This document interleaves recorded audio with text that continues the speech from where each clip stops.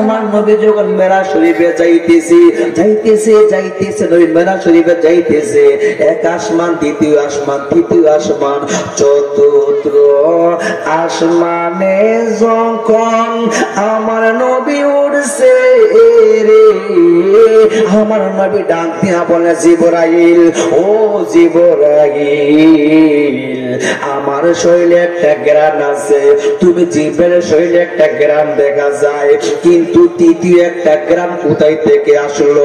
এই গ্রামটা আমার কাছে এত সুন্দর, এত গ্রাম মনে হচ্ছে, এটা কোথায় থেকে আসলো? জিব্রাইল ডাক দিয়া বলে, নবী গো,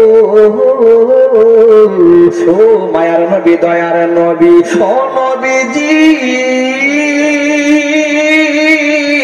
এটা এমন এক জায়গা থেকে জ্ঞান আসে গো, ওই জ্ঞানের কথা বললে আমি জিব্রাইলের চোখের পানি রাখতে পারি না। জোরে জোরে বলুন না আল্লাহু আকবার।